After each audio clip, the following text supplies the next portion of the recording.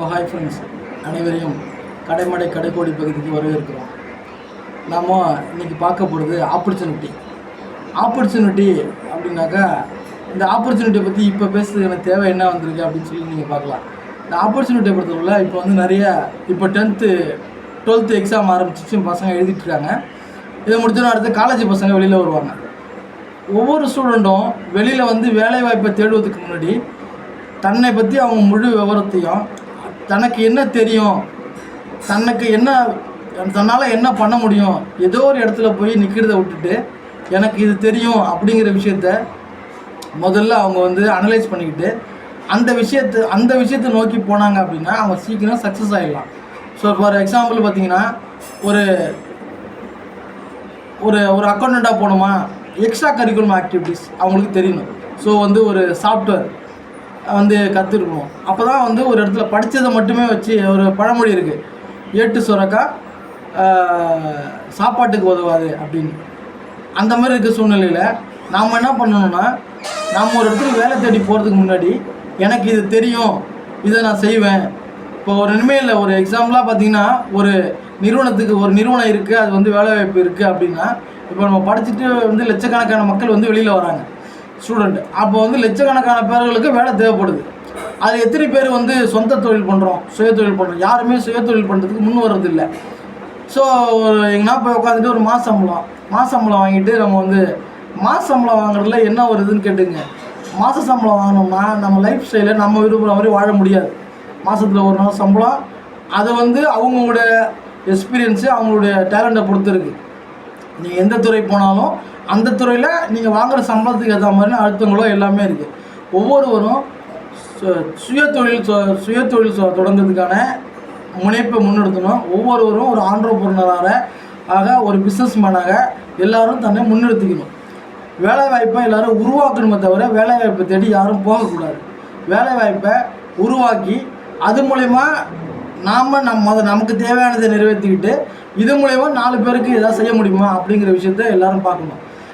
அப்படிங்கிறப்போ வேலைவாய்ப்பை தேடி போகிறவங்களுக்காக மெயினாக நீங்கள் செய்ய வேண்டியது, வேலையை தேடி போகிறதுக்கு முன்னாடி நீ எந்த வேலையை தேட போகிற, அந்த வேலையை பற்றின உன்னோட புரிதல் என்ன, அதை பற்றின உனக்கு என்ன தெரியும், இல்லை இதை தெரிஞ்சுக்கிட்டு நம்ம போனோம்னா நம்ம நல்லாயிருக்கும் அப்படிங்கிறத உங்களுக்கு முன்னோடியாக இருக்கிறவங்கள, உங்கள் சீனியரை, இல்லை அந்த வேலையை ஆல்ரெடி செஞ்சுட்ருக்கவங்கள்ட்ட அணுகி, இப்போ நான் இந்த செக்டாரை சூஸ் பண்ணலான்னு இருக்கிறேன். ஒரு அக்கௌண்ட் செக்டார், ஒரு கெமிக்கல் செக்டார், ஒரு ப்ரொடக்ஷன் செக்டார், இப்படின்னு சொல்லி நிறைய செக்டார் இருக்குது.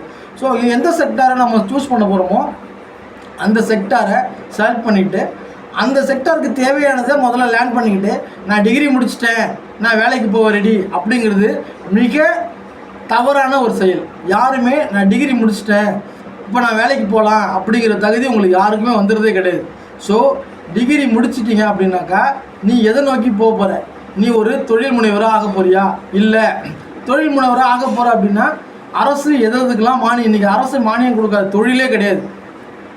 ஸோ ஒரு இதை வாங்கி நம்ம வந்து அதுக்கான சோர்ஸ் இல்லை, எனக்கு அந்த அளவுக்குலாம் நம்ம மெனக்கெட்டு போகிறதுக்கு இல்லை, நான் ஒரு வேலைக்கு போய் கொஞ்ச நாள் வேலையை ஷேர் பண்ணிவிட்டு அதன் பிறகு நான் ஒரு தொழில் வேலை.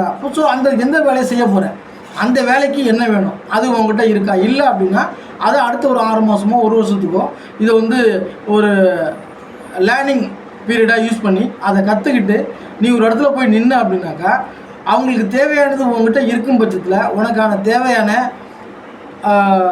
சம்பளமாக இருக்கட்டும், ரெவன்யூவாக இருக்கட்டும், உன்னோட அப்ரிசியேஷனாக இருக்கட்டும், எதுவாக இருந்தாலும் உனக்கு என்ன தெரியுது, நீ வந்து இந்த வேலையை உனக்கு கொடுத்தா நீ எப்படி இதை டெவலப் பண்ணுவ அப்படிங்கிறது தான் வந்து நிர்வாகம் எதிர்பார்க்குது.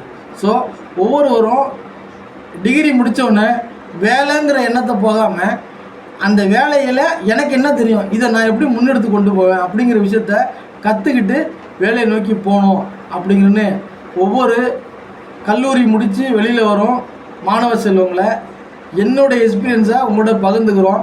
நாங்களும் கல்லூரி காலங்கள் முடித்து கல்லூரியிலேருந்து வெளியில் வரப்போ சென்னை மாதிரி பெரிய நகரங்களில் வேலையை தேடி போகிறப்ப ஒரு அதிகாரி சொன்னார், எம்காம் எம்ஃபில் முடிச்சுட்டு வந்துட்டீங்க, நீங்கள் வந்து இப்போ வந்து உங்களை நான் எந்த வேலைக்கு அனுப்புறது அப்படின்னு சொல்லி கொண்டு அப்புறம் அக்கௌண்ட் செக்ஷனா ஒரு டிகிரி முடித்தா போதுங்கிறாங்க, ஒரு மாஸ்டர் டிகிரி முடித்தா போதும், நீங்கள் டிகிரி மட்டும் முடிச்சுட்டு வந்துட்டீங்க.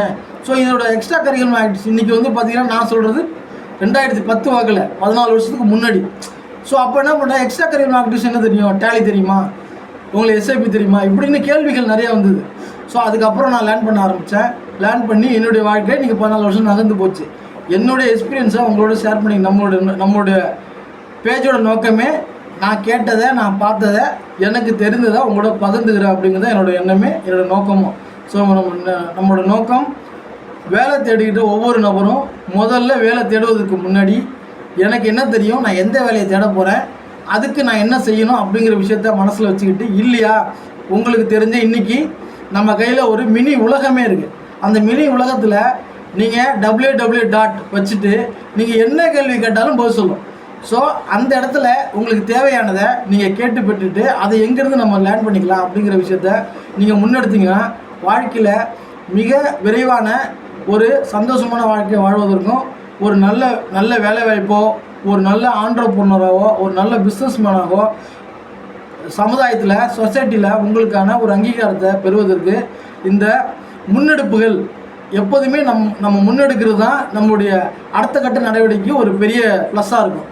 ஸோ அதனால் எல்லோரும் இந்த விஷயத்தை கேர் பண்ணி அவங்களுக்கு தேவையானதை லேர்ன் பண்ணிக்கிட்டு எதையும் பண்ணணும் அப்படின்னு சொல்லி கேட்டுக்கிறேன். நன்றி, வணக்கம். வேற ஒரு வீடியோவில் சந்திப்போம். வணக்கம்.